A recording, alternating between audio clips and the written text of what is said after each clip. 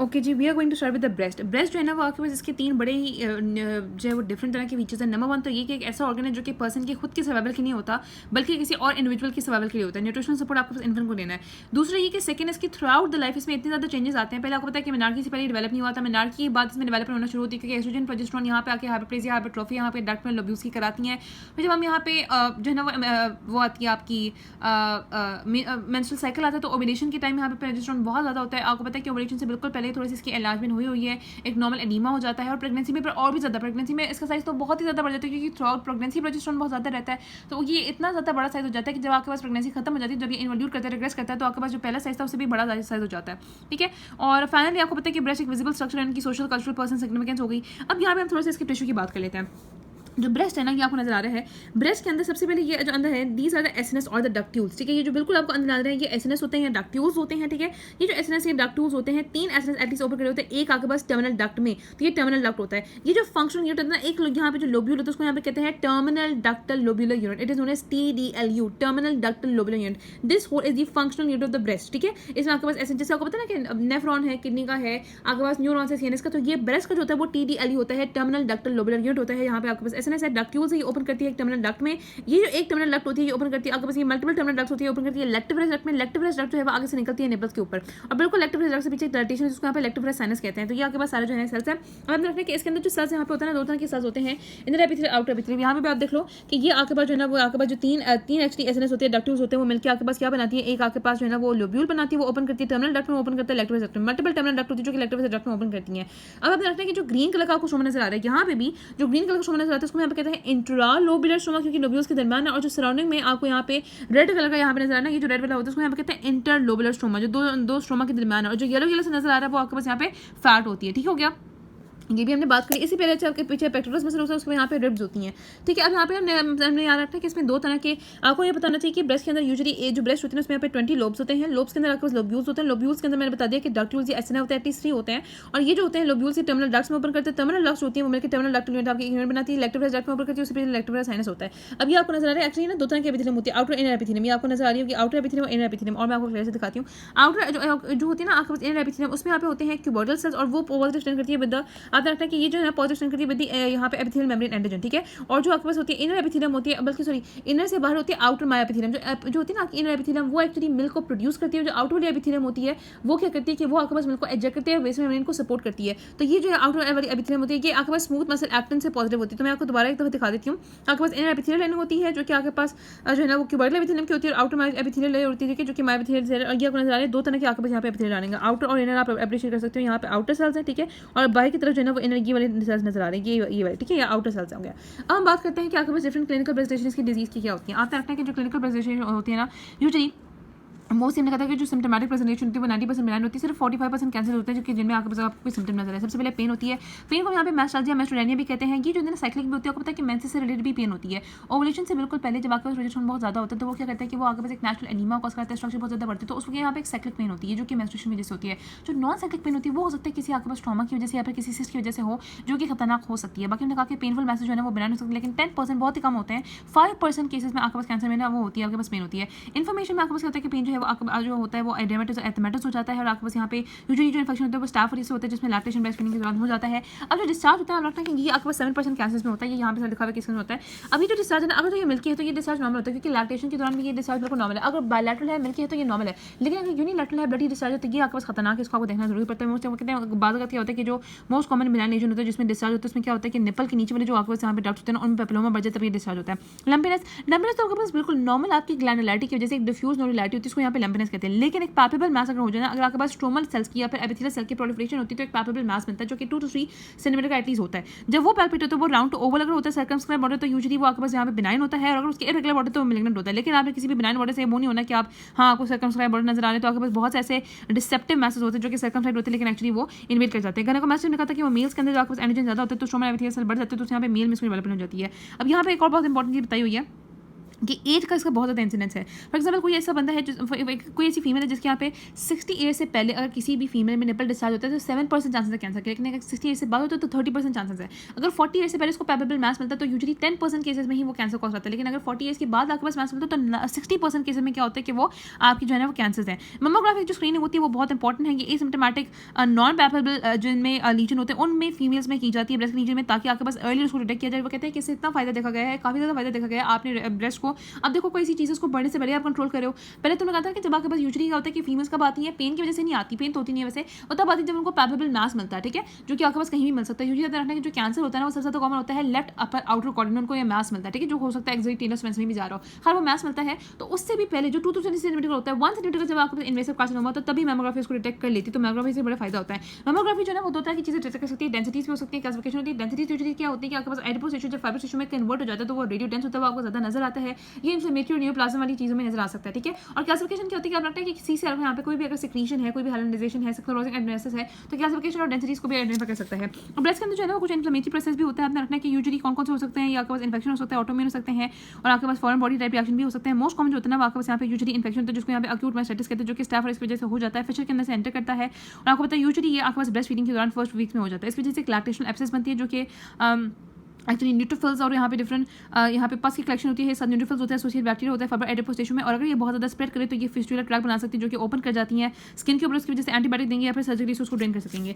इसके अलावा जो यहाँ पे होता है squamous metaplasia of the duct. Squamous metaplasia जो डक्ट क्या होता है उसमें क्या होता है कि डक्टल एपिथेलियम यूजुअली क्यूबर्कल होती है। जो लोग जो फीमेल्स स्मोकिंग करते हैं उनमें ये भी हो जाता है कि उनमें यहाँ पे स्ट्रेटिफाइड स्क्वामस एपिथेलियम बन जाती है, और यहाँ पे स्ट्रेटिफाइड स्क्वामस एपिथेलियम जो बन जाती है ना वो यहाँ पे केराटिन डिपॉजिट करा देते हैं, और केराटिन डिपॉजिट करके फिर आपके पास क्या होता है कि वो इसमें इसको और भी नाम होता है, उसको यहाँ पे ज़स्का डिजीज भी कहते हैं, पेरिडक्टल मास्टाइटिस भी कहते हैं, क्योंकि डक्ट के अराउंड फिर मास्टाइटिस हो जाता है। इसके अलावा इसी डिपॉजिट की वजह से ना ये भी हो सकता है रिकरेंट सब एनुअल एब्सेस भी कहते हैं, तो इसको यहाँ पे ज़स्का डिजीज भी कहते हैं, पेरिडक्टल मास्टाइटिस भी कहते हैं, रिकरेंट सब एनुअल एब्सेस भी कहते हैं। यूजुअली इन लोगों में विटामिन ई डेफिशिएंसी भी होती है। फिर हमने कहा था डक्ट एक्टेजिया। डक्ट एक्टेजिया में क्या होता है कि आपके पास यूजुअली ये लेटर इन लाइफ होता है कि आपके पास डीजेनरेटिव चेंजेस की वजह से म्यूकस की सिक्रीशन बढ़ जाती है, तो जो डक्ट होती है वो ब्लॉक हो जाती है, क्लॉग्ड हो जाती है, ठीक है। और आपको जो सिक्रीशन होती है मैक्रोफेजेस इन्फ्लेम सेल्स और आपके पास लिवर ग्रेन्यूल्स मिलते हैं। ये विस्कस सिक्रीशन आपको निपल के अंदर से निकल रही होती है, प्रेजेंटेशन ऐसी होती है कि विस्कस सिक्रीशन निकल रही होती है और रेड कलर का आपके पास एडिमा होता है निपल के अराउंड। फैन नेक्रोसिस जो है उसमें कोई ना कोई हिस्ट्री होती है, सर्जरी की, पैथोलॉजी की, हेमरेज भी हो सकता है, इन्फ्लेमेटरी भी हो सकता है, ठीक है। उसमें होता है लिम्फोसिटिक मास्टोपैथी। लिम्फोसिटिक मास्टोपैथी एक ऑटोइम्यून डिसऑर्डर होता है, यूजुअली उन लोगों में प्रेजेंट होता है जिसमें और कोई ऑटोइम्यून डिजीज है, जैसे डायबिटीज 1 है, आपके पास थायराइड का ऑटोइम्यून डिजीज होता है। उसमें क्या होता है कि आपके पास वही ऑटोइम्यून जो सेल्स होते हैं जो आपके पास एंटीबॉडीज होती है वो आपके लोब्यूल्स को डक्ट को सेल्स को अटैक करती हैं, वहाँ पे फाइब्रोसिस कॉज करती हैं, हार्डनिंग कॉज करती हैं, उसकी वजह से स्क्लेरोजिंग लिम्फोसिटिक लोब्यूलाइटिस हो जाता है, उसको कहते हैं स्क्लेरोजिंग लिम्फोसिटिक लोब्यूलाइटिस। लास्ट में आपके पास यहाँ पे ग्रानुलोमेटस मास्टाइटिस हो सकता है। ग्रानुलोमेटस मास्टाइटिस हो सकता है कि आउटर कॉजेज हो, टीबी की वजह से, सिफिलिस की वजह से, सार्कोइडोसिस की वजह से वहाँ पे जो है ना वो आपका वो बन जाए ग्रेनुलोमा, या फिर आपके पास ब्रेस्ट के अंदर की कुछ रीजन है, जो ब्रेस्ट के अंदर रीजन होती है उसको यहाँ पे कहते हैं ग्रानुलोमेटस लोब्यूलर मास्टाइटिस। इसके अलावा होता है सिस्टिक न्यूट्रोफिलिक ग्रेनुलोमेटस मास्टाइटिस। वो सिस्टिक न्यूट्रोफिलिक ग्रेनुलोमेटस मास्टाइटिस जो है ना वो क्रोनिक बैक्टीरियम डिसीज की वजह से होता है। ओके, अगर हम स्ट्रोमल नियोप्लाज्म की बात करते हैं तो मैंने बताया था कि आपके पास 2 तरह का स्ट्रोमा होता है। एक आपको जो ग्रीन ग्रीन में नजर आ रहा है वो है इंट्रालोबुलर स्ट्रोमा, ठीक है, और एक आपको जो रेड रेड नजर आ रहा है वो है इंटरलोबुलर स्ट्रोमा। तो ये जो होता है ना इंट्रालोबुलर स्ट्रोमा, इसके अंदर डेवलप कर जाता है फाइब्रो एडेनोमा, और जो इंटरलोबुलर होता है उसमें डेवलप करता है फाइलाइड ट्यूमर, ठीक है। यूजुअली वो देखा जाता है कि जब ऐसा आपके जो ये ट्यूमर्स होता है ना, ये जो आपके फाइलाइड ट्यूमर होते हैं, अगर उसको एक्सरसाइज भी करें तो ये रीअकर हो जाते हैं, क्योंकि इनमें कोई यूजुअली मैलिग्नेंट कोर्स नहीं होता, लेकिन ये रीअकर कर जाते हैं। यूजुअली इनमें कोई ना कोई ड्राइवर म्यूटेशन होती है और जो सेम जीन होते हैं वो बार बार रिपीट हो रही होती है। अच्छा, यहाँ पे होता है कि हमने बताया कि एक्चुअली इन जो होता है ना जो इंट्रालोबुलर स्ट्रोमा होता है, जब इनमें ट्यूमर्स होते हैं तो उसमें एपिथेलियल सेल भी आते हैं, स्ट्रोमा सेल भी आते हैं, क्योंकि वो कहते हैं कि जब आपके पास वहाँ पे लोबुलर फाइब्रोब्लास्ट प्रोलिफरेट करते हैं तो वो लोबुलर एपिथेलियल सेल को भी प्रोलिफरेट साथ साथ कराते हैं, ठीक है। अब जब फाइब्रोब्लास्ट प्रोलिफरेट करते हैं तो वो पुश करते हैं, वो डिस्ट्रॉय करते हैं एपिथेलियल सेल को। यहाँ पे स्टेट लाइक आपको यहाँ पे जो है ना वो स्ट्रक्चर नजर आते हैं। फाइब्रो एडेनोमा में क्या मिलता है कि आपको यहाँ पे सर्कमस्क्राइब्ड बॉर्डर्स मिलते हैं और लो सैलिनिटी मिलती है और माइटोसिस भी कम होती है। लेकिन जो फाइलाइड ट्यूमर होता है उनमें क्या होता है कि स्ट्रोमल सेल बहुत ज़्यादा ग्रो करते हैं, एपिथेलियल सेल से भी ज़्यादा ग्रो करते हैं, और उनमें बल्बस नोड्यूल्स बन जाते हैं। आपको नजर आ रहा है ये बल्बस नोड्यूल्स है जिनको एपिथेलियल सेल कवर करते हैं, उनका लीफ लाइक पैटर्न बन जाता है। फाइलाइड का मतलब वैसे भी लीफ लाइक होता है। वो कहते हैं बहुत हाई ग्रेड फाइलाइड ट्यूमर होता है तो हो सकता है इसमें एपिथेलियम भी आपको नजर, इसको यहाँ पे सार्कोमेटस अपीयरेंस कहते हैं, ठीक है। तो ये हमने बता दिया। और जो आपको होता है ना दूसरे जो इंट्रालोबुलर स्ट्रोमा होता है, यूजुअली इनमें इंटरलोबुलर में एसिड कोई डेवलप नहीं करता, अगर एक ही डेवलप करता है वो एंजियोसार्कोमा है, जिसको लोकल रेडियोथेरेपी की वजह से वो डेवलप कर जाता है। ओके, अब हम बात करते हैं बेनाइन एपिथेलियल लीजन्स की। ये जो बेनाइन एपिथेलियल लीजन होती है ना, यूजुअली मैमोग्राफी में सिर्फ इंसिडेंटल फाइंडिंग होती है, लेकिन ये जो इनको हम डिफरेंट कैटेगरी में हमने डिवाइड किया कि 3 तरह की कैटेगरी होती है। नॉन प्रोलिफरेटिव होती है, ठीक है। बेनाइन एपिथेलियल लीजन जो होती है ना, जो बिनाइन है, मैलिग्नेंट नहीं है, एपिथेलियल की सिर्फ लीजन है। एपिथेलियम को क्या क्या हो रहा है, एक तो या तो एपिथेलियम को कोई नॉन प्रोलिफरेटिव डिजीज हो रहा है, ठीक है, जिसमें रिस्क ऑफ कैंसर बहुत कम होता है, या फिर आपके पास एपिथेलियम प्रोलिफरेट कर रही है विदाउट एटिपिया, उसमें एटिपिकल फीचर्स नहीं है, ठीक है। तो उसमें आपके पास जो रिस्क ऑफ कैंसर होता है वो थोड़ा सा आपके पास नॉन प्रोलिफरेटिव ज़्यादा होता है और विद एटिपिया से कम होता है। पर तीसरी चीज़ होती है आपके पास यहाँ पे प्रोलिफरेटिव डिजीज विद एटीपी। अब जो विद एटीपी होगा उसमें एक मॉडेस्ट रिस्क होता है कैंसर का, 13 to 70% वुमेन होती है जो कि कैंसर डेवलप कर जाती है। अब देखना कि जो नॉन प्रोलिफरेटिव डिजीज होते हैं उसमें यहाँ पे 3 चीज़ें होती है, सिस्ट और फाइब्रोसिस और एडिनोसिस, ठीक है। एक आपकी सिस्ट बन सकती है और इसके अलावा यहाँ पे फाइब्रोसिस हो सकती है और आपके पास क्या हो सकती है, एडिनोसिस हो सकती है, ठीक है, एडिनोसिस हो सकती है। अब होता क्या है यहाँ पे कि आपके पास फॉर एग्जाम्पल कोई आपके पास यहाँ पे एसएनएस है, तो एसएनएस में क्या है ना, उसको नाम करते हैं एट्रोफिक एपिथेलियम, ठीक है। वो एट्रोफिक एपिथेलियम होती है, उसके अंदर फ्लूइड सा कलेक्ट हो जाता है जो कि पतला सा थिन सा दूसरा कलर का यहाँ पे फ्लूइड होता है जो कलेक्ट हो जाता है, तो यहाँ पे सिस्ट बन जाती है। यूजुअली इस वजह से बनती है क्योंकि जो एपिथेलियम होती है ना वहाँ पर हो जाता है एपोक्राइन मेटाप्लेजिया। एपोक्राइन जब मेटाप्लेजिया होता है तो फिर आप कहते हैं एपोक्राइन जो सेल्स होते हैं वो तो सिक्रीट करते हैं, तो यहाँ पे सिक्रीशंस बनती है और वो सिस्ट बन जाती है। जब यहाँ पे सिस्ट इतनी ज़्यादा उसमें सिक्रीशन रहती है कि वो उसको यहाँ पे एपिथेलियम को पुश करने लगती है और ये फट जाती है, तो फिर यहाँ पे जो फ्लूइड होता है वो सारा बाहर जाता है। जब बाहर ज़्यादा फ्लूइड होता है तो वहाँ पे क्रॉनिक इन्फ्लेमेटरी सेल्स आते हैं, वहाँ पे उसको ऑर्गेनाइज करते हैं और ऑर्गेनाइज करने की वजह से वहाँ पे फाइब्रोसिस बन जाती है, ठीक है। फाइब्रोसिस होती है और यहाँ जब फाइब्रोसिस चेंज होती है उसकी वजह से आपको पैपेबल नोडुलैरिटी मिलती है स्किन के ऊपर, ठीक है। उसके बाद एडिनोसिस में क्या होता है कि आपके पास एसएनएस का नंबर बढ़ जाए। As you can see over है कि ये आपको सिस्टिक चेंज नजर आ रही है, ये आपका नॉर्मल टर्मिनल डक्टल जो है ना वो यूनिट होता है, ठीक है, टर्मिनल डक्टल लोबुलर यूनिट होता है। ये आपको नजर आ रहा है कि आपको नॉन प्रोलिफरेटिव सिस्ट नजर आ रही है। उसके बाद क्या होता है कि यहाँ पे आपको एडिनोसिस नजर आ रही है। एडिनोसिस मैंने ऑलरेडी बताया था कि आपके वो जो है ना वो आपकी ग्लैंड्स का नंबर बहुत ज़्यादा बढ़ जाता है और फिर ये आपको जो है वो मॉडरेट सा हाइपरप्लेजिया नजर आ रहा है, ठीक है। अब जो नेक्स्ट डिजीज हम पढ़ने लगे वो वैसे भी आपके पास प्रोलिफरेटिव डिजीज है विदाउट एटीपी, जिसमें सेल्स नॉर्मल होते हैं, बिल्कुल नॉर्मल होते हैं, लेकिन वो प्रोलिफरेट करते हैं, जिसमें epithelial hyperplasia, sclerosing adenosis, complex sclerosing lesion और पेपिलोमा आ जाता है। जो आपका एपिथेलियल हाइपरप्लेजिया होता है उसमें मतलब ये होती है कि आपकी जो एपिथेलियम होती है उसमें आपके दोनों जितने भी आपके पास मायोएपिथेलियल सेल्स होते हैं स्पिनल के और जो आपके पास एपिथेलियल के न्यूमन के सेल्स होते हैं वो दोनों ही आपके पास बहुत ज़्यादा ग्रो करते हैं, बहुत ज़्यादा एक्सपांड करते हैं, वो डक्टल लोबुलर स्पेस को बहुत ज़्यादा फिलअप कर देते हैं और आपके पास जो एरिया होता है वो बहुत ज़्यादा जो है ना वो बढ़ जाता है, ठीक है, जो आपका हाइपरप्लेजिया होता है। अगर मैं बात करूँ स्क्लेरोजिंग एडिनोसिस की, तो ये कैसा डिजीज है। एडिनोसिस में क्या होता है कि एसएनआई का नंबर एक लोब्यूल में बढ़ता है, साथ स्क्लेरोजिंग का मतलब है कि आपके पास जहाँ पे सराउंडिंग में फाइब्रस टिश्यू है वहाँ पे थिकनिंग होती है, हार्डनिंग होती है, तो इसकी वजह से क्या होता है कि स्ट्रोमा स्टेनोस हो जाता है, ठीक है। मतलब स्ट्रोमा जो स्टेनोसिस हो रही है उसका प्रेशर पड़ता है आपके पास एसएनएस के ऊपर और एसएनएस जो होता है ना वो एक थिन कॉर्ड में कन्वर्ट हो जाता है। फॉर एग्जाम्पल आपके पास ये एसएनएस है उनमें एडिनोसिस हुई है बहुत ज़्यादा, ठीक है, सराउंडिंग उसमें क्या होता है कि सराउंडिंग में जो स्ट्रोमा है उसमें फाइब्रोसिस भी हो रही है, एडिनोसिस भी हो रही है, तो उनकी हार्डनिंग की वजह से और थिकनिंग की वजह से वो प्रेशर रह रही है एसएनएस के ऊपर, तो एसएनएस जो है ना वो थिन कॉर्ड स्ट्रक्चर में कन्वर्ट हो गया और आपको यहाँ पे डेंसिटीज है मैमोग्राफी में विजिबल होती हैं। जब हम यहाँ पे नॉन प्रोलिफरेटिव डिजीज देख रहे थे तो वहाँ पे भी आपको ना वहाँ पे क्योंकि सिक्रीशन जब निकलती है ना एपोक्राइन मेटाप्लेजिया की वजह से वहाँ पे आपको क्लासिफिकेशन मिलती है। अब यहाँ पे आपको स्क्लेरोजिंग एडिनोसिस में आपको डेंसिटीज मिलती है क्योंकि मैंने बता दिया कि यहाँ पे एडिपोस टिश्यू जो कि कन्वर्ट करा है फाइब्रस टिश्यू में, ठीक है।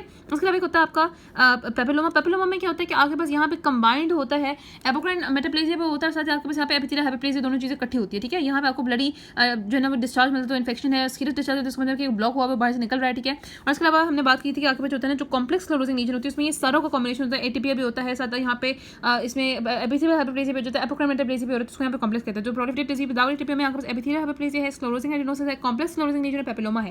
गायनेकोमास्टिया में क्या होता है कि आपको पता है कि जब मेल्स में एनलार्जमेंट हो जाती है ब्रेस्ट टिश्यू की, तो इसमें क्या होता है यूजुअली ओल्डर मेन में होता है जिनमें टेस्टोस्टेरोन ट्रॉफी हो जाती है तो उनमें एस्ट्रोजन का लेवल बढ़ जाता है।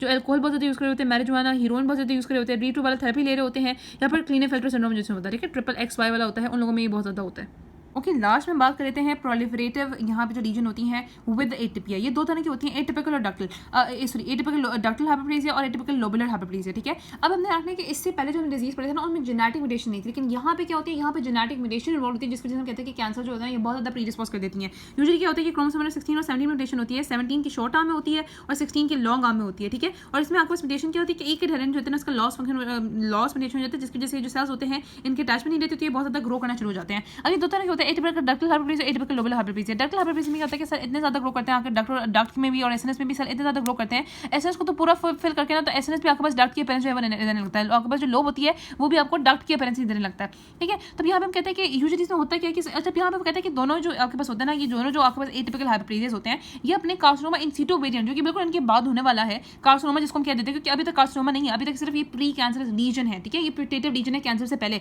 इसके बाद वाली लीजन होगी जो कि कैंसर हो सकेगी, अभी भी ये नहीं है, लेकिन इस लीजन के बाद कैंसर होना ही होना है, तो ये बड़ा रिजम्बल करी होती है जाहिर सी बात है कार्सिनोमा जीरो से। तो यहाँ पे क्या एक डिफरेंस आ जाता है, सिर्फ आपके पास बीच में एक शार्पली जो है ना आपके पास यहाँ पे डिफाइंड स्पेस रह जाती है, शार्पली मार्जिनेटेड स्पेस रह जाती है, ब्रिज रह जाती है, कार्सिनोमा जीरो में वो स्पेस भी नहीं होती। फिर होता है atypical lobular hyperplasia. Lobular hyperplasia में क्या होता है कि आपके पास इसमें क्या होता है कि लोब एटलीस्ट उसका स्ट्रक्चर नजर आ रहा होता है, ये नहीं होता कि लोब डक्ट में कन्वर्ट हो जाता है, लोब के सारे सेल होता है, एटलीस्ट आपके पास लोब जो है वो अप्रिशिएबल होता है एटिपिकल लोबुलर हाइपरप्लेजिया में। इसमें क्या होता है कि लेस देन 50% लोब्यूल फिल होता है, लेकिन जो इसके आपके पास वेरिएंट है जो लोबुलर कार्सिनोमा इन सीटो है इसमें मोर देन 50% जो है वो लोब्यूल फिल हो जाता है। आपको पता चाहिए कि ये दोनों जो रीजन है उसके बाद कैंसर होना ही होना है। लास्ट में इसमें ये होता है कि पैपेबल मास के तौर पे नजर आ रहा होता है, ठीक है, और कैंसर का रिस्क 7% जो है वो काफी ज़्यादा बढ़ जाता है। ओके, अब यहाँ पे देखो कि ये आपको नजर आ रही है एक प्रोलिफरेटेड रीजन है, यहाँ पे सेल्स की डेवलपमेंट हुई है, ठीक है। अब ये आपके पास क्या है, ये प्रोलिफरेटेड रीजन विदाउट एटीपीआई, इसमें एटीपीआई नहीं है, सिर्फ आपके जो सेल्स होते हैं वो डक्ट के अंदर उनका एपिथेलियल हाइपोप्लेसिया हो गया, जहाँ पे आपके पास इवन के इंट्राल्यूमिनल सेल्स और इवन के जो बाहर वाले स्पिंडल मायोएपिथेलियल सेल्स होते हैं वो भी बढ़ जाते हैं और ये डक्टल और लोबुलर स्पेसेस को बिल्कुल ऑक्यूपाई कर लेते हैं, ठीक है, वो एक्सपैंड भी हो जाते हैं। और फिर ये एटीपीआई आपको नजर आ रहा है कि सेल को देखो कि आउट ऑफ पैटर्न ग्रो करें, उनमें कोई एटीपीआई नहीं रहा, उनमें कोई बेसल पोलैरिटी नहीं रही है, वो अजीब तरीके से ग्रो कर रहे हैं। आगे हम देखेंगे जो इन्वेसिव लोबुलर कार्सिनोमा होता है ना, उसमें से होता है कि यहाँ पे इंडियन लाइक फाइल अरेंजमेंट हो जाती है, तो वो इनमें भी होना शुरू हो गई है। अब जब हमने कहा था कि ये जो होता है एटिपिकल वाला प्रोलिफरेटेड रीजन वो कार्सिनोमा को लीड करती है। कार्सिनोमा जो है वो globally most common cause of cancer है। आपके पास ब्रेस्ट में सबसे इंपॉर्टेंट है ही breast carcinoma, most common cause of जो डेथ होती है, सेकंड कॉमन कॉज जो है वो आपके पास ब्रेस्ट कैंसर अब हो रही है लंग कैंसर की बात है कि फीमेल्स में। और इसमें क्यों है, एक तो वो कहते हैं कि इसके ना इंसिडेंस को कम कर दिया गया है काफ़ी ज़्यादा, जो है वो 2002 से सारे से डिक्रीज हुआ है। एक तो पोस्ट मेनोपॉजल जो है वो हार्मोन थेरेपी, अच्छा पोस्ट मेनोपॉजल हार्मोन थेरेपी की वजह से ये बढ़ गया है। और ठीक है ना, अब मैं रखना कि देखो वो बढ़ रहा था, ठीक है, लेकिन जब हमने पोस्ट मेनोपॉजल हार्मोन थेरेपी की उसको कम कर दिया और मेमोग्राफिक स्क्रीनिंग शुरू कर दी तो इसका जो कैंसर का रिस्क है वो कम होना शुरू हो गया है, ठीक है। लेकिन अभी भी जो कैंसर का रिस्क है वो अभी काफ़ी कॉमन है और ये जो है ना world wide the commonest cancer among the human, ठीक है। और इसकी जो मेल टू फीमेल रेशियो होती है वो 1:50 होती है, यानी कि वन जो है ना वो मेल में होगा फॉर एवरी 150 फीमेल्स, ठीक है। और पेरी, अच्छा यहाँ पे जो मोस्ट कॉमन फीमेल में कॉमन होता है ना, ये पेरी मेनोपॉज एज में, मेनोपॉज के अराउंड, मेनोपॉज से कुछ साल पहले और मेनोपॉज से कुछ साल बाद के एज में 55 to 40 ईयर्स, 45 to 55 ईयर्स के अराउंड जो है ना वो यूजुअली होता है। अच्छा ये हमने कहा कि क्यों आपके पास ये ज़्यादा कॉमन अब जो है वो हो रहा है। आगे रहने की ब्रेस्ट कैंसर जो है ना ये ज़्यादा कॉमन आपकी बाहर की कंट्रीज़ में है, आपकी एशियन में नहीं है, अफ्रीकन और अमेरिकन में है, यूरोपियन में है, अफ्रीकन में भी नहीं है, अमेरिकन और यूरोपियन में है, ठीक है। इनमें क्यों कॉमन है, क्योंकि वहाँ पे जो डिफरेंट रिप्रोडक्टिव प्रैक्टिसेस होती हैं, डिलेड चाइल्ड बेयरिंग होती है, फ्यू प्रेगनेंसीज होती हैं और रिड्यूस जो है वो ब्रेस्ट फीडिंग होती है। एवरी 1 in 8 वुमेन ये फिर भी हो रहा है, ठीक है। तो ये बहुत ज़्यादा कॉमन है। आपने रखने की सेकंड लंग कैंसर ये राइज कर रहा है। मिड 1980s में इसका मॉर्टेलिटी रेट जो है वो 30 से 20% ड्रॉप हुआ है, अभी भी इतना ड्रॉप नहीं हुआ, लेकिन ये जो ड्रॉप हुआ है ये इंप्रूव स्क्रीनिंग की वजह से, इफेक्टिव स्पेसिफिक ट्रीटमेंट की वजह से हुआ है। ऑलमोस्ट जितने भी मेलिग्नेंसी होती है एडिनोकार्सिनोमा होता है 95%, क्योंकि आपको पता है कि जो आपका ब्रेस्ट ये एक ग्लैंड ही तो है ना, तो ग्लैंड का कैंसर होता है एडिनोकार्सिनोमा। अब ये 3 तरह के हो सकते हैं, एक होते हैं आपके ईआर, अच्छा एक्चुअली ना आपकी ब्रेस्ट में जो है 3 तरह के वो कहते हैं यहाँ पे रिसेप्टर्स होते हैं। एक आपके होते हैं ईआर रिसेप्टर्स, ठीक है, एस्ट्रोजन रिसेप्टर्स होते हैं, फिर आपके होते हैं HER2 रिसेप्टर के होते हैं, human epidermal growth factor receptors होते हैं, और दूसरा आपके होते हैं प्रोजेस्टेरोन रिसेप्टर्स, ठीक है। मोस्ट कॉमन टाइप जो कैंसर होता है वो ईआर पॉजिटिव होता है, वो इस वजह से होता है क्योंकि आपके जो सेल्स होते हैं ना आपके लोब्यूल के अंदर उनके ऊपर हो जाते हैं ईआर रिसेप्टर्स, और ईआर रिसेप्टर्स को जो यहाँ पे वो एस्ट्रोजन वहाँ पे आता है उसको एक्सपोज करता है और एस्ट्रोजन उसको बहुत ज़्यादा एक्सपोज करता है तो ईआर रिसेप्टर पर ग्रो करते हैं, ठीक है। तो आपके पास 3 टाइप बन जाती हैं। एक आपकी होती है ईआर पॉजिटिव लेकिन जो HER2 नेगेटिव होती है, जो ईआर पॉजिटिव होती है और HER2 नेगेटिव होती है ना ये ज़्यादा ये सबसे ज़्यादा कॉमन है, 50 to 65%। आप यहाँ पे देखो सबसे ज़्यादा कॉमन ये वाली टाइप होती है, ठीक है, 50 to 65% ये टाइप होती है और इसका रिस्पांस जो है ना वो अच्छा होता है क्योंकि हम ईआर पॉजिटिव को टारगेट कर सकते हैं। मतलब HER2 पॉजिटिव, HER2 जो पॉजिटिव होती है वो थोड़ी सी बुरी होती है क्योंकि काफ़ी ज़्यादा इन्वेसिव होती है। HER2 पॉजिटिव चाहे वो ईआर पॉजिटिव के साथ हो चाहे ईआर नेगेटिव के साथ हो, ये 10 to 20% होती है। में ज़्यादा ये आपके पास यंग वुमेन में ज़्यादा कॉमन होती है, जो होती है ना ईआर पॉजिटिव वो ओल्डर वुमेन में ज़्यादा कॉमन है। इनमें यूजुअली जो म्यूटेशन होती है ईआर पॉजिटिव में वो आपके पास बरका, इनमें जो होता है ना BRCA1 म्यूटेशन होती है। अपने रखने की जो BRCA1 होती है ना, सॉरी इनमें BRCA2 म्यूटेशन होती है, BRCA2 म्यूटेशन, और जो BRCA2 म्यूटेशन होती है क्रोमोसोम नंबर 13 के लॉन्ग आर्म के 12.3 पोजीशन पे होता है। जो HER2 पॉजिटिव होता है ना इनमें यूजुअली TP53 म्यूटेशन होती है, और TP53 अपने रखने के आपके पास BRCA1 और BRCA2 की म्यूटेशन होती है, ये भी तो जीन्स होती हैं। इन दोनों की अच्छी की सारी ट्यूमर सप्रेसर जीन्स है, ठीक है। BRCA1 BRCA2 अपने रखने के जो कैंसर्स होते हैं ना इनमें आपके पास 4 जीन इन्वॉल्व है। एक आपके पास है BRCA1, ठीक है, इसके अलावा है आपके पास BRCA2, इसके अलावा है TP53, इसके अलावा है चेक। ये सारी जो होती है कि आपके पास ट्यूमर सप्रेसर म्यूटेशन जीन होती है। जब भी ये आपके पास यूजुअली क्या करी होती है कि अगर कोई भी डैमेज जीन होता है उसको रिमूव करती है, हमारे उसका कोई प्रॉब्लम आता है उसको रिपेयर करती है, स्ट्रैंड में ब्रेक आ जाए तो उसको रिपेयर करती है। लेकिन जब इनमें लॉस ऑफ फंक्शन म्यूटेशन आएगा तो वही स्ट्रैंड का रिपेयर, वही माइनस का लॉस रिपेयर नहीं होगा, आपके पास जो जीन है वो डिफेक्टिव रहेगी और म्यूटेशन जो है वो एक्वायर्ड हो जाएंगी। तो जो BRCA1 होती है वो आपने रखना है कि क्रोमोसोम नंबर जो आपके पास जो होता है ना BRCA1 वो 17 होती है, और 17 के वो होती है लॉन्ग आर्म के 21 पोजीशन पे होती है, ठीक है। जो BRCA2 होती है ना आपके पास क्रोमोसोम 13 के लॉन्ग आपके 12.3 पोजीशन पे होती है, बाकी का ऐसा नहीं पता। ये आपके पास क्रोमोसोम 17 भी होती है। अच्छा इसमें होता है कि जो HER2 में TP53 में म्यूटेशन होती है क्योंकि यंग वुमेन में ज़्यादा होता है, 10-20% होता है। जो ट्रिपल नेगेटिव होता है इसमें ER भी नेगेटिव है, PR भी नेगेटिव है और HER2 भी नेगेटिव है, 10 to 20% नहीं होती है। और हमें पता ही नहीं है इसमें एक्चुअली BRCA1 में म्यूटेशन होती है, ठीक है ना, BRCA1 में। लेकिन वो कहते हैं कि इतनी ज़्यादा ये बहुत ज़्यादा पोली अंडरस्टूड है, अभी तक नहीं पता कि क्या होती है। अच्छा इसकी क्लासिफिकेशन और ट्रेन भी कर सकते हैं, वो हम मैसेंजर आरएनए प्रोफाइलिंग के बेस पर करते हैं। मैसेंजर आरएनए प्रोफाइलिंग का मतलब होता है कि जो हमारे कैंसर सेल्स होते हैं उनमें जो मैसेंजर आरएनए प्रोफाइलिंग है वो कौन से सेल को रिप्रेजेंट करी होती है, ल्यूमिनल ए और ल्यूमिनल बी। ल्यूमिनल का मतलब होता है कि यहाँ जो कैंसर होता है उनकी जो अपीयरेंस होती है वो डक्ट की तरह के, आपको पता है कि ग्लैंड के अंदर जो ल्यूमिन होता है वो डक्ट नहीं होता, तो वो डक्ट की तरह की उसकी अपीयरेंस होती है कैंसर की। जो ल्यूमिनल ए होते हैं इनमें क्या होता है कि लो ग्रेड होते हैं, ER पॉजिटिव मेजॉरिटी उनमें low grade ER positive HER2 negative होते हैं। ल्यूमिनल बी में high grade ER positive HER2 positive दोनों ही पॉजिटिव है तो वो हाई ग्रेड हो जाएगा। उसके बाद कुछ होता है HER2 एनरिच, उनमें क्या होता है कि HER2 पॉजिटिव एक्सप्रेस हो रहा है, ER एक्सप्रेस नहीं हो रहा है। तो जो बेसल होता है उनमें क्या होता है कि मैसेंजर आरएनए प्रोफाइलिंग इस तरह की होती है कि आपके पास जो है ना वो मायोएपिथेलियल सेल को रिप्रेजेंट कर रही होती है, ठीक है। जीन एक्सप्रेशन प्रोफाइलिंग रिप्रेजेंट करती है मायोएपिथेलियल सेल्स बेसल होता है, और उनमें क्या होता है ER नेगेटिव HER2 नेगेटिव होता है। ये सबसे ज़्यादा लीस्ट अंडरस्टूड होता है, इनके बारे में अभी भी नहीं पता, ये पूरी डिफरेंशिएटेड होता है और लीस्ट अंडरस्टूड यही वाले होते हैं। तो हम यहाँ पे और डिफरेंसेस देख लेते हैं कि आपका जो ER पॉजिटिव HER2 नेगेटिव होता है ना ये सबसे ज़्यादा कॉमन है 50 to 65%, और ये ओल्ड वुमेन में ज़्यादा होता है। बर्कर में म्यूटेशन होती है। आपने रखना है कि ये मेनी जो होते हैं ये यूरोपियन और अमेरिकन में 70% यही होता है, और इनमें क्या होता है मेनी ग्रेड 1 और ग्रेड 2 होता है। और बाकी मैंने बताया कि आपके पास जो है वो जो इनमें टाइम ऑफ रिलैप्स होता है ना वो आपके पास यूजुअली लेट होता है, less than after 10 years after diagnosis. और ये जो सारे कैंसर होते हैं ये बोन में, विजरम में और ब्रेन में जाते हैं, ठीक है, सबसे ज़्यादा ये ब्रोन में जाते हैं, ठीक है। और आपने रखना है कि मैंने म्यूटेशन यहाँ पे अपने यूजुअली यहाँ पे सोमैटिक म्यूटेशन कौन कौन सी होती है, PI3CA देखें और TP53 होती है, ठीक है। अब मतलब PI3CA और TP53 समय हो रही है, आपने मिनट बताया रखनी। जो आपके पास HER2 नेगेटिव होती है वो यंग वुमेन में ज़्यादा होती है, TP53 इसमें जर्मिनल म्यूटेशन होती है। इनमें भी आपके पास क्या होता है कि ये वाले जो होता है ना बोन और वेन और ब्रेसिला में जाते हैं। उसके अलावा हमने कहा था कि यहाँ पे जो रिलैप्स होता है वो यूजुअली अर्ली हो जाता है, यहाँ पे भी रिलैप्स अर्ली हो जाता है। यहाँ पे आपके पास क्रोमोसोम नंबर 17 के अंदर बड़का 1 की म्यूटेशन होती है, ठीक है। और मेनली ये ग्रेड 3 होता है, ये ग्रेड 2 ग्रेड 3 ये ग्रेड 3 होता है, ये भी बोन और वेजल में जाता है, ये बेसल लाइक होता है। और इसके जो कॉस्ट्रोमा में मेटली फीचर होते हैं मेनली TP53 म्यूटेशन होती है। अब यूजुअली जब आपके पास वुमेन प्रेजेंट करते हैं ना कैंसर, तो उनमें क्या होता है कि एक पेनलेस सॉलिटरी नोड्यूल जो है ना यहाँ पे यूजुअली आपके पास लेफ्ट अपर आउटर क्वाड्रेंट में ये कैंसर डेवलप करता है। तो लेफ्ट अपर आउटर क्वाड्रेंट में ये आपके पास एक पेनलेस सॉलिटरी नोड्यूल होता है। अगर कोई भी ऐसा पैल्पेबल मास उनको फील हो रहा है, यूजुअली वो कहना चाहिए कि एटलीस्ट मंथली वो अपने पूरे ब्रेस्ट को अच्छी तरह से एग्जामिन करें, एक्सिलरी रीजन को भी अच्छी तरह से एग्जामिन करें कि वहाँ पे कोई पैल्पेबल मास नहीं है। तो हर पैल्पेबल मास को सर्जिकली रिमूव करना बहुत ज़्यादा जरूरी होता है। अब इसके हम डायग्नोसिस के लिए 3 चीज़ें कर सकते हैं, ठीक है। इनकी ट्रिपल टेक्निक होती है पाल्पेशन जो कि सबसे पहले वो खुद करेंगे, फिर मेमोग्राफी होती है जहाँ पे आपको डेंसिटी से कैल्सिफिकेशन नजर आती है। कैल्सिफिकेशन में कहा था कि सिक्रेशन के केस में, हाइड्रेशन के केस में, स्क्लेरोसिस एडिनोसिस के केस में नजर आती है। जो डेंसिटीज होती है वो तब नजर आती है जब जो आपके पास एडिपोस टिश्यू फाइब्रोस टिश्यू में कन्वर्ट हो जाता है। इसके अलावा हम यहाँ पे फाइन नीडल एस्पिरेशन करते हैं। मेमोग्राफी में आपको इस तरह से नजर आएगा, ठीक है, ये आपको प्रोबेबली डेंसिटी नजर आ रही है। अब यहाँ पे फाइन नीडल एस्पिरेशन में आप क्या करते हो कि ये आप जो है ना आपने क्या किया कि आपने नीडल को एस्पायर किया, जहाँ पे भी आपको लंप नजर आ रहा है वहाँ पे आपने इसको उस एरिया को एलिवेट किया, वहाँ पे आपने नीडल को भेजा, नीडल को आपने अपवर्ड और बैकवर्ड उसको मूव किया, वहाँ पे जो फ्लूइड है उसको एस्पायर किया, उसको आपने स्लाइड पे करके रखते हैं, स्लाइड में करके देखना है कि आपको किस तरह का कैंसर है, ठीक है, उसको डायग्नोस कर लेना। तो ये तो इनकी डायग्नोस्टिक टेक्निक हुई है, ठीक है। हम बात करते हैं आपके पास डिफरेंट रिस्क फैक्टर्स के हवाले से। अब सबसे पहले रखना है कि जो ब्रेस्ट कैंसर होता है ना वो यंगर वुमेन में इतना ज़्यादा नहीं होता। 75% जो वुमेन जो कैंसर होता है ब्रेस्ट कैंसर, ये बहुत इंपॉर्टेंट है सारे रिस्क फैक्टर, ठीक है, आपको पता होना बहुत जरूरी है। 75% जो कैंसर होता है ना वो आपका जो है वो ओल्डर वुमेन में होता है, जो कि 50 से ज़्यादा की होती है। 5% कैंसर सिर्फ यंगर वुमेन में होता है, और आपके पास 1% आपने रखना है कि आपके पास जो होता है ना वो मेल में होता है, ठीक है। फैमिली हिस्ट्री की बात करें तो आपने रखना है कि जो फैमिली हिस्ट्री जो फीमेल्स होती है जिनकी फर्स्ट डिग्री जो रिलेटिव्स होते हैं जैसे मदर है, सिस्टर है, डॉटर है, उनमें जो कैंसर होता है ना तो उनमें जो कैंसर का रिस्क होता है वो 2 to 6 फोल्ड बढ़ जाता है। और जिन लोगों में आपने ये देखना था कि उन लोगों में जो जिनमें फैमिली हिस्ट्री है उनमें आपके नंबर ऑफ ब्लड रिलेटिव कितने जिनमें कैंसर है, ठीक है, उसको मैं देखने के वो यंगर टाइम पे डेवलपमेंट हुआ था कैंसर के, ओल्डर टाइम में डेवलप होता है। बायलैटरल कैंसर है यहाँ पे हाई रिस्क ऑफ कैंसर में डेवलप करी है।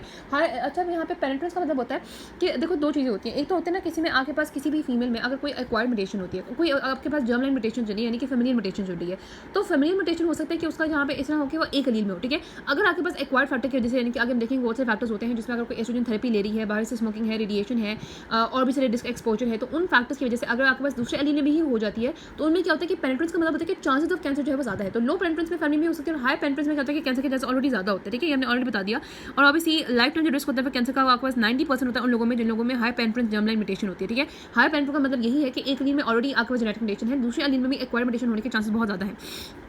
उसका जोग्राफिकल फैक्टर्स आप रखो यहाँ पे कि जो अमेरिकन और यूरोपियन वुमेन होती है ना उनमें आप रखना कि ये कैंसर का रिस्क ज़्यादा होता है। अगेन वही उनकी लाइफस्टाइल की वजह से, उनकी डाइट की वजह से भी अल्कोहल ज़्यादा कंज्यूम करती है, और उनके रिप्रोडक्टिव पैटर्न की वजह से और लेस ब्रेस्ट फीडिंग की वजह से भी वो अडॉप्टिंग उनका एटीट्यूड ज़्यादा होता है, वो बच्चों को अडॉप्ट ज़्यादा करती हैं। और अगर वो मतलब ब्रेस्ट फीडिंग बहुत कम करती हैं, ठीक है ना, ये अगर मैं आपको बता दी कि ब्रेस्ट फीडिंग का क्या इफेक्ट होता है, ठीक है। और दूसरे ने बताया कि आपके पास यहाँ पे जो रेट होता है ना आपके पास यहाँ पे यूएस और मतलब मोर्टेलिटी रेट होता है वो यूएस में जो 5 से 5 गुना ज़्यादा है, और वही डाइट रिप्रोडक्टिव पैटर्न और ब्रेस्ट फीडिंग की वजह से। रेस और एथनिसिटी में भी ऑलमोस्ट यही फैक्टर है कि जो फीमेल होती है ना यूरोपियन डिसेंट की उनमें ज़्यादा कैंसर होता है, क्योंकि फिर उनमें फैमिली में रन करना शुरू हो जाता है। ईयर पॉजिटिव कैंसर बहुत ज़्यादा होते हैं, और हिस्पैनिक और अफ्रीकन अमेरिकन वुमेन जो कैंसर अर्ली एज में डेवलप हो जाती है और वो यहाँ पे एग्रेसिव ट्यूमर डेवलप करती है। हो सकता है इसमें सोशल फैक्टर्स हो, जेनेटिक फैक्टर्स हो, और यहाँ पे ना वो रिस्पॉन्स टू थेरेपी के फैक्टर्स हो। अब हम बात करते हैं एक बहुत इंपॉर्टेंट चीज़ की जो रिप्रोडक्टिव हिस्ट्री की टाइप है। अच्छा जी, अब हम बात करते हैं फीमेल की रिप्रोडक्टिव लाइफ की, ठीक है। फीमेल की बर्थ जो है वो यहाँ पे होती है, और फॉर एग्जांपल फीमेल की यहाँ पे हम डेथ बता देते हैं, यहाँ पे उसकी बर्थ हुई और यहाँ पे उसकी डेथ हुई। इन बिटवीन उसकी रिप्रोडक्टिव लाइफ आती है जब उसकी मिनार्की स्टार्ट होती है, ठीक है। फॉर एग्जांपल मैं कहती हूँ कि ये एज होती है मिनार्की, ठीक है, ये मिनार्की की एज होती है, और ये जो एज होती है फॉर एग्जांपल मेनोपॉज की एज होती है, ठीक है। तो ये जो सारी एज होती है उसकी रिप्रोडक्टिव लाइफ होती है, जो कि ऑलमोस्ट हम कह सकते हैं कि रफली एवरेज ऑन एवरेज आपके पास 30 ईयर्स की ये लाइफ होती है, ठीक है। इस पूरी लाइफ में क्या होता है कि उसका एस्ट्रोजन से एक्सपोजर बहुत ज़्यादा है। इससे पहले एस्ट्रोजन से एक्सपोजर नहीं होता, इस पूरी लाइफ में उसका एस्ट्रोजन से एक्सपोजर बहुत ज़्यादा होता है, और एस्ट्रोजन का जो एक्सपोजर होता है it is directly proportional to the development of cancer. अब मैं आपको एक बात बताती हूँ कि जब आपके पास आपके मंथली ओवुलेटरी साइकिल चलते हैं, जब आपके पास मंथली मेंस्ट्रुअल साइकिल चलते हैं, तो आपके पास जो ब्रेस्ट होती है वो एस्ट्रोजन को एक्सपोज होती है। एस्ट्रोजन क्या करती है कि आपके पास ब्रेस्ट की हाइपरप्लेसिया हाइपरट्रोफी कराती है, फिर उसके बाद जब ओवुलेशन होती है तो आपके पास बहुत ही ज़्यादा हाइपरप्लेसिया हाइपरट्रोफी होती है, और जो है ना इवेंचुअली होती है फिर वो रिग्रेस करती है, फिर वो रिग्रेस करती है, फिर वो ओवुलेट करती है। जो प्रेगनेंसी होती है ना, तो प्रेगनेंसी के दौरान ब्रेस्ट का साइज इतना ज़्यादा बढ़ता है, ब्रेस्ट बहुत ज़्यादा सेल ग्रो करते हैं, ठीक है, मतलब इतना ज़्यादा बढ़ता है कि जब प्रेगनेंसी खत्म हो जाती है और या ब्रेस्ट टिश्यू रिग्रेस करता है यानी कि वो इन्वोल्यूट करता है, तभी वो आपके पास वो अपने पिछले साइज में वापस नहीं आ जाता। तो ये वो सेल्स हैं जो कि कॉन्स्टेंटली आपके पास रीग्रो कर रहे हैं और रीग्रो के बाद वो क्या करें कि वो इन्वॉल्यूट करें। तो इनमें कैंसर डेवलप के चांसेस जो है वो बहुत ज़्यादा होता है। वो क्यों हो रहे हैं? वो आपके पास ईस्ट्रोजन की वजह से हो रहे हैं, ईस्ट्रोजन एक्सपोज हो रहे तो हो रहे हैं। तो यानी कि दिस भी time of the female life में वो ईस्ट्रोजन को एक्सपोज होती है। जितना ज़्यादा ईस्ट्रोजन एक्सपोजर होगा उतना ज़्यादा रिस्क ऑफ कैंसर जो है वो बढ़ जाएगा। ये चीज़ आपने याद रखनी है। अब हमने बता दिया कि मिनार्की यूजुअली आपके पास 13 के एज में होती थी और जो मेनोपॉज होता है वो यूजुअली आप कह सकते हो कि 50 जो ना यहाँ पे 50 हम के एज में कहते हैं 50 to 55 के एज में जो है वो आपके पास मेनोपॉज हो जाता है। ठीक है, अब इस फीमेल यहाँ पे यूजुअली 30 ईयर्स की जो एज होती है उसमें आपके पास यहाँ पे एस्ट्रोजन का एक्सपोजर होता ही होता है।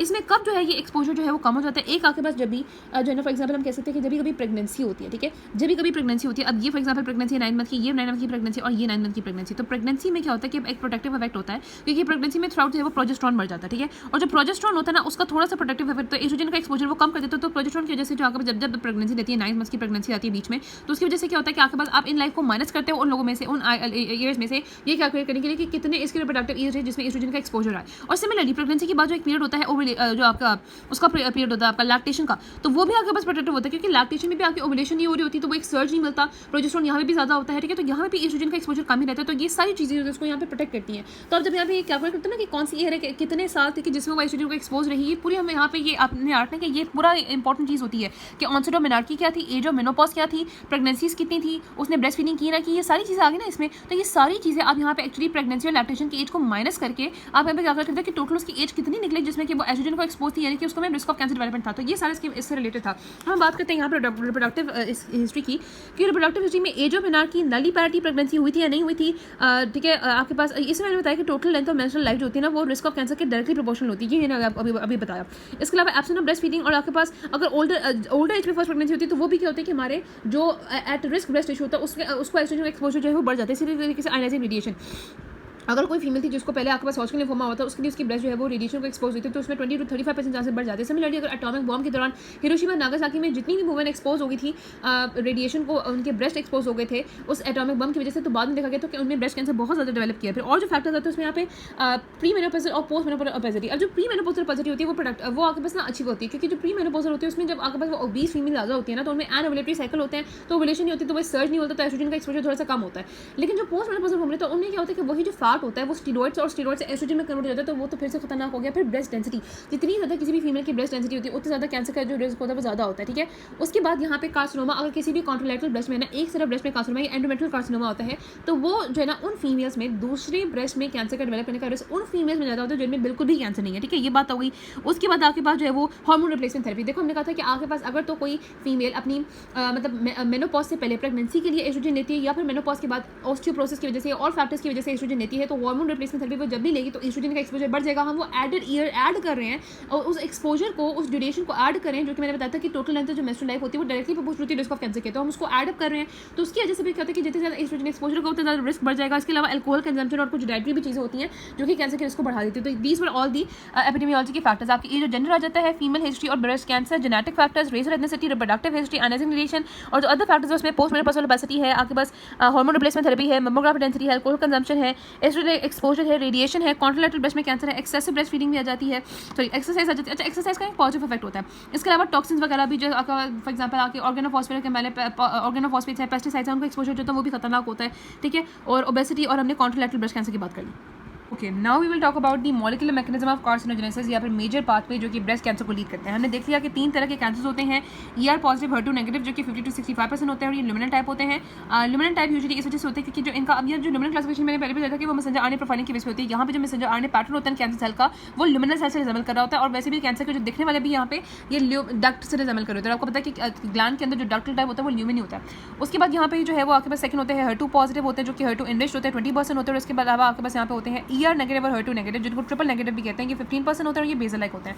अब सबसे पहले हम बात करते हैं कि आपके पास डिफरेंट, हमने कहा था कि 2 तरह की जर्मिनल म्यूटेशन होती है ना। अगर हम बात करते हैं फर्स्ट जर्मिनल म्यूटेशन की जो कि BRCA 1 में हो जाती है, ठीक है, सॉरी BRCA 2 में हमने कहा कि आपके पास कोई भी जर्मिनल म्यूटेशन नहीं, ठीक है, BRCA 2 आपके पास थी। इसमें होता है कि यूजुअली आपके पास एक क्रोमोसोम का लॉस होता है, ठीक है, 1Q जो है ना यहाँ पे आपके पास गेन हो जाता है, 1Q जो है वो गेन होता है और 16Q का लॉस है। जब आपने रखा है कि 1Q गेन होता है 16Q लॉस होता है, ठीक है, आपके पास यहाँ पे ये है कि आपके पास जो है ना वो क्रोमोसोम 1 का जो है वो आपके पास गेन होता है, क्रोमोसोम 16 का जो है वो लॉस होता है, जिसकी वजह से आपके पास क्या होता है कि सबसे पहले जो आपके पास एक प्रिकर्जन रीजन बनती है उसके यहाँ पे फ्लैट एपिथेलियल जो है वो यहाँ पे फ्लैट एपिथेलियल एटिपिया होता है, ठीक है, एपिथेलियल सेल जो होते हैं वो एटिपिकल हो जाते हैं, ठीक है, फ्लैट एपिथेलियल एटिपिया हो जाता है। उसके बाद क्या होता है कि यहाँ पे एक एक्वायर्ड म्यूटेशन होती है in the PIK 3CA pathway, ठीक है। जब इसमें म्यूटेशन होती है तो इसकी वजह से, अच्छा इसमें क्या होता है कि नॉर्मली ये अगर करी होती है कि डाउन रेगुलेशन करी थी ग्रोथ फैक्टर्स की, जब इसमें म्यूटेशन हो जाती है तो आपके पास यहाँ पे जो डाउन रेगुलेशन करी थी वो ग्रोथ फैक्टर से बहुत ज़्यादा जाता है, तो जैसे हो जाता है एटिपिकल यहाँ पे हो जाएगा आपके पास डक्टल हाइपरप्लेजिया, ठीक है। जो एटिपिकल डक्टल हाइपरप्लेजिया जो होता है कि भी एक प्रिकर्सर रीजन होती है, आपको याद होगा कि जो एटिपिकल डक्टल हाइपरप्लेजिया था ये आपके पास प्रोलिफरेटिव रीजन थी विद एटिपिया, तो इसमें एटिपिया यहाँ पे ऑलरेडी यहाँ पे प्रेजेंट होती है, यहाँ पे एटिपिया जाता है। उसके बाद यहाँ पे it will lead to the ductal carcinoma in situ, जो कि हमने देखा था कि आगे ये इन्वेसिव नहीं होता, और उसके बाद क्या होता है कि फर्दर जो है वो इन्वेसिव हो जाएगा, यहाँ पे ER पॉजिटिव और HER2 नेगेटिव कैंसर जो है लीड कर जाएगा, तो ये डक्टल कार्सिनोमा अभी इन सीटू होता है, अभी इन्वेसिव नहीं होता। उसके बाद जो नेक्स्ट स्टेज होती है आपकी म्यूटेशन और भी ज़्यादा एक्वायर्ड होती है, तो इसमें कन्वर्ट हो जाता है।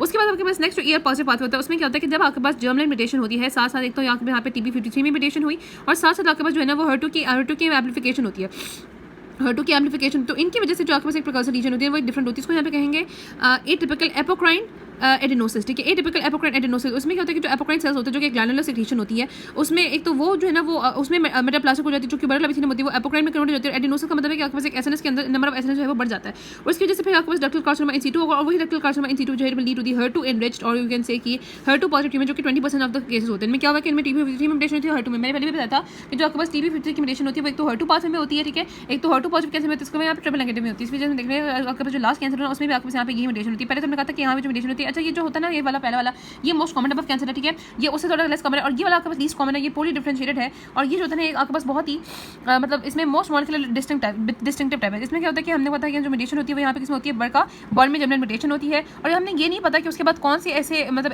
ER नेगेटिव पाथवे चलते हैं जिसकी वजह से यानी कि आपके पास जो है ना कोई प्रिकर्सर रीजन डेवलप करती है। लेकिन यहाँ पे एक तो मैंने बताया कि बर्का 1 में म्यूटेशन होती है, ठीक है। बर्का 1 की क्या होती है, बर्का 1 इनएक्टिवेशन हो जाती है। यूजुअली मैंने बताया था कि जो बर्का 1 इनएक्टिवेशन होती है वो 50% ऑफ टाइम मेथाइलेशन हो जाती है। इसके अलावा क्या होता है कि यहाँ पे भी TP53 की म्यूटेशन होती है, ठीक है। TP53 में पता है कि TP53 की कहाँ पे होती है, HER2 में और ट्रिपल नेगेटिव में होती है। और इसके अलावा जो आपके पास PH की होती है वो आपके पास यूजुअली ER पॉजिटिव में और HER2 में लिखी गई थी, यहाँ पे लिखनी है, लेकिन PH की यहाँ पे भी हो सकती है। इसकी वजह से क्या होगा कि सिंपली आपके पास यहाँ पे डक्टल कार्सिनोमा इन सीटू हुआ, और उसकी वजह से भी आपके पास क्या हुआ ER नेगेटिव जो है वो HER2 नेगेटिव कैंसर हो गया। तो आपने कैंसर के पाथवे रखते हैं यहाँ पे कि ER पॉजिटिव दो पाथवे होते हैं, ER नेगेटिव पाथवे है। ER पॉजिटिव पाथवे में आपके पास यहाँ पे बर्का 2 में म्यूटेशन होती है, 1Q में गेन, 16Q में लॉस, फ्लैट एपिथेलियल, फिर PA3C में म्यूटेशन हुई, तो एटिपिकल डक्टल हाइपरप्लेजिया यहाँ पे ER पॉजिटिव HER2 कैंसर हो गया, ER नेगेटिव या एक और ER पॉजिटिव से HER2 पॉजिटिव हो जाता है। जो ER नेगेटिव पाथवे में यहाँ पे ER2 नेगेटिव HER2 नेगेटिव और PR नेगेटिव भी होता है, 15% होता है। ये बेसल लाइक होता है क्योंकि इनकी जो मैसेंजर आरएनए की प्रोफाइलिंग होती है वो किसको रिजेंबल करी होती है, इन यहाँ पे कैंसर सेल की जो मैसेंजर आरएनए की प्रोफाइलिंग होती है ना, जो पैटर्न होता है मैसेंजर आरएनए का, वो जो बेसल सेल होते हैं हमारे एपिथेलियल सेल होते हैं उनसे रिजेंबल कर रहा होता है। अच्छा, अब हम बात करते हैं पैथोजेनेसिस की। पैथोजेनेसिस में यहाँ पे बताया हुआ है कि डिस्टिंक्ट पाथवेज चलते हैं, ठीक है, जिनमें स्टेप वाइज एक्विजिशन होती है ड्राइवर म्यूटेशन की, और इनमें ये 4 जीन मेनली इन्वॉल्व होती है। चेक के बजाय P10 याद रखना यहाँ पे, क्योंकि ना बर्का 1, बर्का 2, TP53 और P10 जो होती है ना, जो कि PH3 के एक्ट पाथवे को रेगुलेट करी होती है, वो बड़ी जीन होती है जिसमें म्यूटेशन जो है वो काफी ज्यादा हो जाती है। अगर हम जेनेटिकली बात करें तो ये म्यूटेशन जो है ना वो आपके पास इनहेरिटेड हो सकती है और एक्वायर्ड हो सकती है, फैमिलियल हो सकती है और स्पोरेडिक हो सकती है, ठीक है।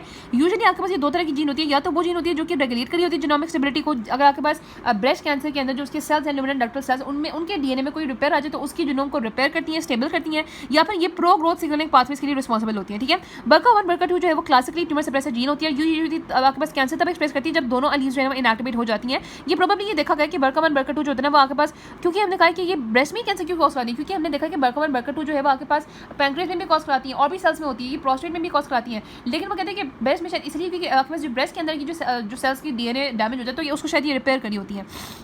बाकी जो डिग्री ऑफ पेनिट्रेंस होती है, जो कि मैंने पहले बताया कि अगर आपके पास जो है ना वो फैमिलियल प्रेजेंट है और एक्वायर्ड होने के चांसेस जो है वो ज़्यादा होना, एज ऑफ ऑनसेट ससेप्टेबिलिटी होती है ना कि कौन से तरह का ट्यूमर होगा, वो बर्का 1, बर्का 2 में रिजेंबल डिफर करी होती है। लेकिन आपने याद रखना है कि मोस्टली जो कैरियर होती है ना कैंसर वो डेवलप करते हैं 70 ईयर्स में, ठीक है। फिर मैंने बताया था कि अनक्लियर रीजन की वजह से जो बर्का 2 म्यूटेशन होती है वो ER पॉजिटिव वाला ट्यूमर पैटर्न कॉज कराती है, जो बर्का 1 म्यूटेशन होती है वो ट्रिपल नेगेटिव वाला म्यूटेशन का पैटर्न जो है वो कॉज कराती है, कैंसर कॉज कराती है, ठीक है। और जो TP53 होती है जो कि आपको पता है कि गार्डियन ऑफ जीनोम होती है, इसमें भी आपके पास लॉस ऑफ फंक्शन म्यूटेशन हो जाता है फैमिलियल ब्रेस्ट कैंसर में, ठीक है। मेनली स्पोरेडिक कैंसर में ज़्यादा होती है। और इसके अलावा P10 एक इंपॉर्टेंट नेगेटिव रेगुलेटर होता है of the pro growth PH3 के एक्ट पाथवे। इसमें भी अगर फॉर एग्जांपल अगर लॉस ऑफ फंक्शन म्यूटेशन आ जाती है तो भी कैंसर जो है डेवलप कर जाता है, ठीक है। और कहते हैं कि इसमें यूजुअली जो एंडोमेट्रियल कैंसर होता है ना, काउडन सिंड्रोम के पार्ट में P10 में म्यूटेशन आती है जो कि एंडोमेट्रियल कार्सिनोमा की रिस्पांसिबल होता है। P10 क्या है, PH3 के एक्ट पाथवे का जो कि प्रो ग्रोथ पाथवे है उसका नेगेटिव रेगुलेटर है। तो TP53 में और P10 में भी म्यूटेशन देखी गई है, बर्का 1, बर्का 2 में सबसे ज़्यादा देखी गई है, ठीक है। अच्छा, अब हमने कहा कि फैमिलियल के अलावा स्पोरेडिक भी हो सकती है। अब यूजुअली हमने कहा कि जो स्पोरेडिक होती है उसमें बर्का 2 में हमने कहा कि जब बर्का 2 में म्यूटेशन होती है तो बर्का 2 एक्चुअली अगर आपको याद हो, मैंने बताया कि बर्का 2 म्यूटेशन किसको लीड करती है, यूजुअली इसकी वजह से जो पैटर्न होता है वो ट्रिपल नेगेटिव पैटर्न होता है। बल्कि बर्का 2 की वजह से जो पैटर्न होता है वो क्या होता है, वो आपके पास जो है ना वो ER पॉजिटिव HER2 नेगेटिव वाला पैटर्न होता है। और आपने याद रखना है कि बर्का 1 की वजह से ट्रिपल नेगेटिव पैटर्न होता है। तो यहाँ पे वो कहते हैं कि बर्का 2 में क्या हो जाता है, मोस्ट ऑफ द टाइम क्या होता है कि 50% केसेस में बर्का 2 में मिथाइलेशन होने की वजह से वो इनएक्टिव हो जाती है, ठीक है। और हमने कहा था कि बरका 1 में सॉरी ठीक है, बरका 2 में तो होती है ना रेयर स्पेसिफिक म्यूटेशन होती है, बरका 1 में अच्छा बरका 2 में वो कहते हैं कि रेयर म्यूटेशन होती है, जो बरका 1 होती है ना इनके अंदर क्या होता है कि मिथाइलेशन हो जाती है 50% तक इसमें, जिसकी वजह से ट्रिपल नेगेटिव कॉज आती है बरका 1 ठीक है। और बाकी हमने कहा कि अच्छा यहाँ पे उसके बाद ये बात की गई है कि हमने कहा कि बरका 1 और बरका 2 तो होती है। अगर मैं बता रही हूँ कि यहाँ पे जो बरका 2 होती है ये AR पॉजिटिव पैटर्न कॉज आती है ट्यूमर का, जो बरका 1 होती है वो ट्रिपल नेगेटिव पैटर्न कॉज आती है। जो HER2 आपके पास अगर एप्लीकेशन होती है तो HER2 एप्लीकेशन मतलब HER2 जो जीन होती है ना वो यूजुअली यहाँ पे लिखा भी मेंशन भी हुआ है कि जो HER2 वाली जीन होती है ना, पास हम देखते हैं यहाँ पे HER2 वाली जो एप्लीकेशन होती है वो आपके पास HER2 इनरिच ट्यूमर कॉज होती है, जो कि HER2 पॉजिटिव होती है ठीक है। इसमें जो TP53 होती है वो किस पास में कंट्रीब्यूट करती है, जो TP53 जो होती है वो यूजुअली HER2 इनरिच्ड और आपके पास जो है ना वो ट्रिपल नेगेटिव कैंसर कॉज कर रही होती है, जबकि जो PR3 के 8 पास म्यूटेशन होती है वो यूजुअली आपके पास ER पॉजिटिव केसेस में और HER2 इनरिच में हो रही होती है। ये यहाँ पे बात की गई है बस ठीक है। बाकी में बताया कि जो HER2 जीन में म्यूटेशन होती है वो भी हो जाती है। ये एक आपके पास टायरोसिन काइनेज रिसेप्टर होता है जो कि अगेन सेल प्रोलिफरेशन को जो है ना वो बढ़ा रहा होता है, अपोप्टोसिस को जो है ना वो अपोज कर रहा होता है, और बाय रास और PR3 के 8 पास को स्टिमुलेट करके जो HER2 इनरिच जीन में म्यूटेशन होती है ना वो पैथोजेनिकली बहुत ज़्यादा प्रोलिफरेटिव होती है, उनका पूरा प्रोग्नोसिस होता है। लेकिन आजकल जब हम HER2 को डायरेक्टेड थेरेपी करते हैं तो उसके लिए फायदा हो जाता है। अब हम जो है ना वो डिस्टिंक्ट पाथवेज की बात करते हैं।